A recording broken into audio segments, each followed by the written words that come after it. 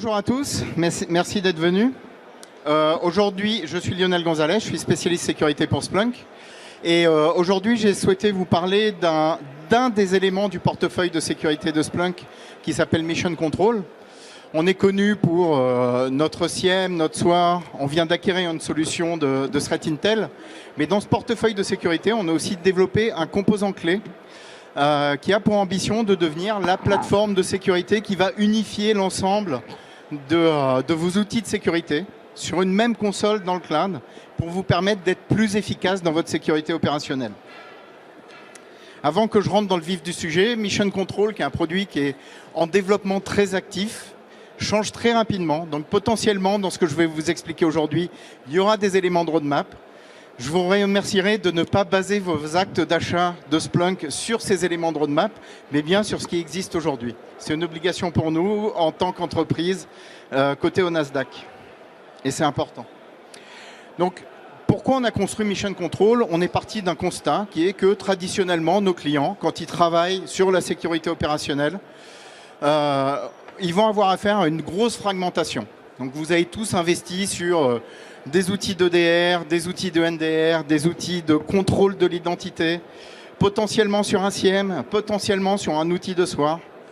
Et aujourd'hui, ça représente une grosse fragmentation pour les équipes opérationnelles parce que quand ces équipes opérationnelles vont avoir à traiter un incident de sécurité, ils vont devoir aller se connecter sur le SIEM et potentiellement sur leur SOAR pour aller automatiser l'investigation ou la réponse.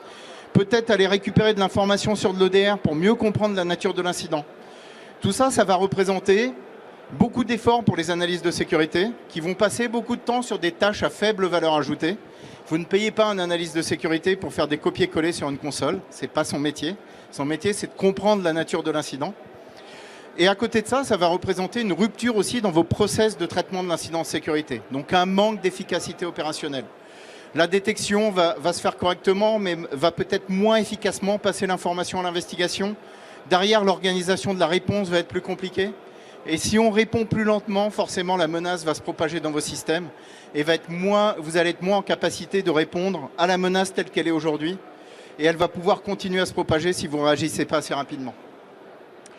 Un autre problème auquel on a voulu s'attaquer, c'est toutes ces tâches manuelles répétitives que doivent faire les analystes, qui au final ne sont pas très intéressantes et font qu'on a du mal à trouver des analystes de sécurité parce que leur travail est un petit peu ennuyeux parce que c'est trop manuel, alors qu'on voudrait qu'ils fassent des choses pour lesquelles ils sont vraiment payés, c'est-à-dire comprendre la criticité des incidents et vraiment travailler là-dessus. Et puis l'autre problème sur lequel on a voulu s'attaquer, c'est qu'aujourd'hui, dans beaucoup d'entreprises, on se retrouve à travailler en silo. D'un côté, on a l'équipe IT qui parle plus ou moins bien avec l'équipe sécurité, qui parle plus ou moins bien avec l'équipe DevOps.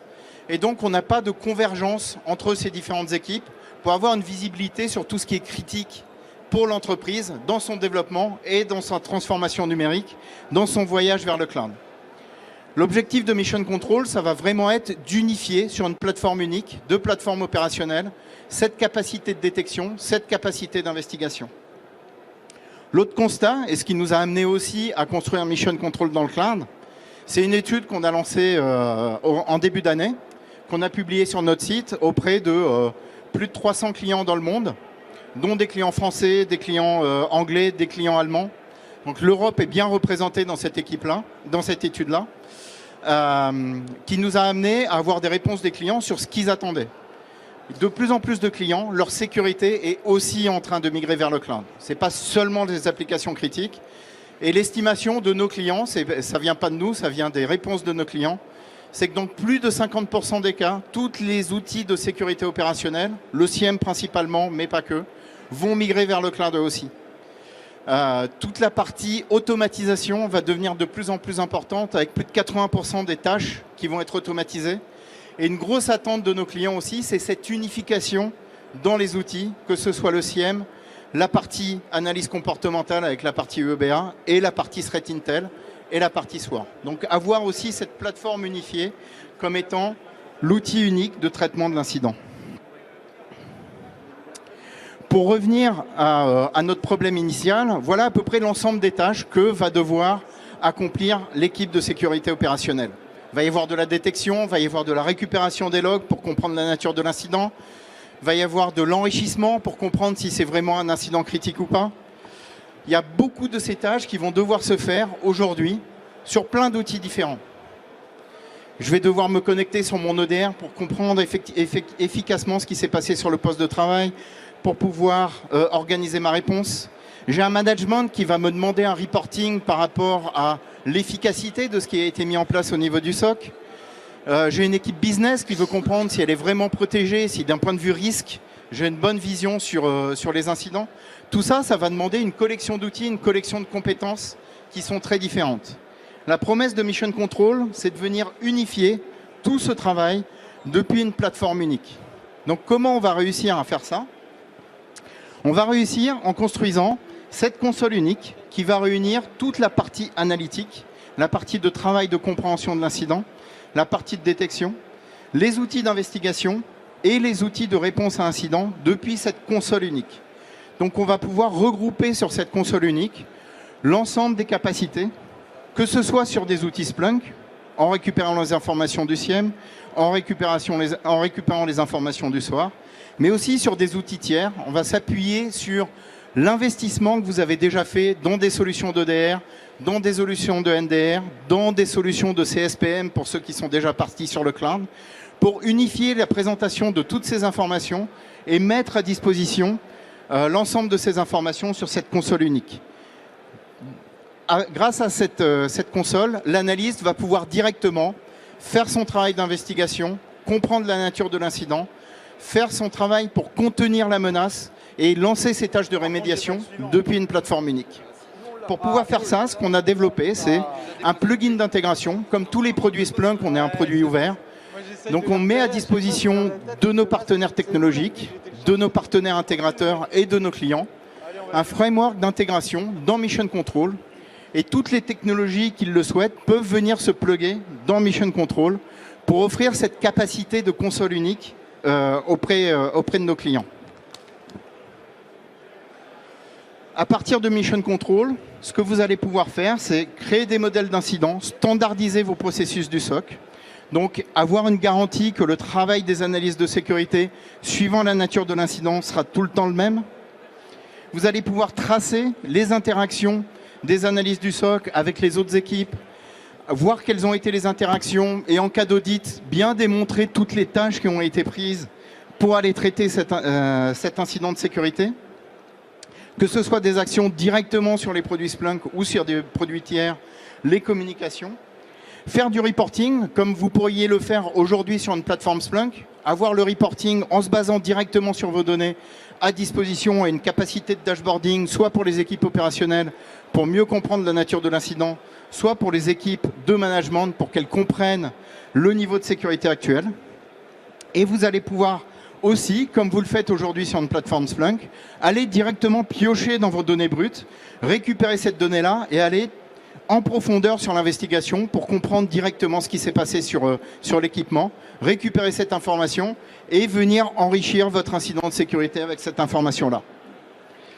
La beauté de ce modèle-là, c'est que si vous êtes dans un environnement très hétérogène et que, par exemple, vous êtes client Splunk aujourd'hui, mais demain, vous faites l'acquisition d'une entreprise qui a un SIEM qui est différent, Mission Control est suffisamment ouvert pour venir aussi récupérer les incidents de ces plateformes tierces et venir les traiter depuis cet environnement unique jusqu'à ce que l'entreprise que vous venez de racheter, vous puissiez aussi la migrer sur Splunk. Et donc avoir vraiment cet effet de centralisation de l'ensemble de vos incidents et avoir vos analystes de sécurité qui n'ont plus besoin que d'un seul outil pour aller faire tout leur métier et avoir tous vos processus qui sont vraiment représentés à l'intérieur de ces outils-là. Donc comment on travaille? Au départ, Mission Control, on l'a fait pour unifier le portefeuille de sécurité de Splunk. Donc on l'a fait pour récupérer les informations de nos outils de SIEM, de nos outils de EBA, de notre outil de SOAR et offrir cette interface unique sur tous les produits Splunk. Mais en tant que leader de la sécurité opérationnelle, on est aujourd'hui à 30% de part de marché sur le SIEM, on a suffisamment de poids pour proposer des accords technologiques avec les autres leaders de ce marché-là et venir faire des intégrations. Donc on va venir travailler avec des éditeurs de type EDR, avec des éditeurs de type NDR, ou Firewall ou IPS, avec des éditeurs de type CSPM, CWPP, CASB, avec des éditeurs de Threat Intel, pour venir, au travers de notre framework ouvert, intégrer toutes ces solutions de sécurité et avoir la capacité d'aller gérer ces solutions de sécurité depuis cette console unique qui est Mission Control. Aujourd'hui, on a travaillé avec des éditeurs comme CrowdStrike, avec des éditeurs comme Vectra, avec des éditeurs comme C3M sur la partie CSPM, Cloud Control, avec Recorded Future pour venir intégrer ces solutions. Et c'est un travail qu'on continue à faire avec de plus en plus de solutions différentes, avec de plus en plus d'éditeurs, pour avoir un écosystème le plus complet possible et venir intégrer directement ces solutions-là dans Mission Control et que vous puissiez avoir accès à ces solutions depuis cette interface unique. Pourquoi on fait ça? C'est pour vraiment que vous puissiez bénéficier de vos investissements le plus possible, que vous puissiez avoir un effet multiplicateur sur vos investissements et que toutes ces solutions puissent vraiment travailler ensemble de manière fluide et qu'elles puissent garantir un temps de traitement de l'incident de sécurité le plus rapide possible, notamment sur les incidents critiques. Donc les points principaux à retenir sur ce que va vous offrir Mission Control, c'est vraiment cette nouvelle voie pour les opérations de sécurité, avec cette surface de travail commune, l'ensemble des tâches de sécurité opérationnelle qui se retrouvent au même endroit, un seul système, une seule interface utilisateur, et éviter l'effet qui est classique dans les SOC. J'ai besoin d'ouvrir 10 onglets pour aller traiter mon incident de sécurité. Une unification au niveau des données, une visibilité sur l'ensemble de ce qui se passe sur l'ensemble de vos périmètres, que ce soit des périmètres on-premise, des périmètres dans le cloud, où que soient vos données, on va pouvoir les unifier sur cette même plateforme. Et puis ce framework ouvert à tous, dont vous pouvez même bénéficier en tant que client pour aller intégrer vos propres solutions et donner accès à vos analyses de sécurité. Les autres avantages, ça va être une visibilité globale, une meilleure compréhension de la complexité de vos environnements. Vous allez pouvoir vraiment faire un mapping de tout ce que vous avez en place. Vous allez pouvoir avoir cet effet de multiplicateur parce que véritablement, vous aurez des solutions de sécurité qui travaillent ensemble au travers de cette interface et de cette solution unique. Et vous allez pouvoir aussi accélérer toute cette transformation numérique. Aujourd'hui, dans les équipes de sécurité, on est un petit peu en train de subir le passage vers le cloud. On n'est pas toujours correctement embarqué dans les projets cloud. Et surtout, on ne bénéficie pas de l'agilité que peut représenter du multi-cloud, du DevOps. Grâce à Mission Control, on va pouvoir bénéficier de toutes ces avancées-là et donc bénéficier réellement de toutes les avancées de l'agilité qu'offre le DevOps pour pouvoir non plus subir, mais rentrer dans une vraie démarche de SecOps dans le cloud avec beaucoup plus d'agilité sur le traitement, sur la mise en place des nouvelles détections et sur la compréhension des incidents de sécurité. Dans le portefeuille de Splunk Security, dont Mission Control fait partie, vous allez aussi trouver du contenu qui va vous aider à intégrer les données, à faire votre détection sur vos différents environnements. Là, on parle du portefeuille au sens large et des capacités de vraiment suivre de bout en bout l'ensemble de vos périmètres, que ce soit des périmètres on-premise, des périmètres industriels dans vos usines ou des périmètres dans le cloud pour suivre toutes vos migrations vers du AWS, vers du GCP, vers des plateformes SaaS, avoir toute cette visibilité depuis cette plateforme de sécurité unifiée qu'est Splunk Security Cloud. Comment avoir accès à Mission Control? C'est très simple.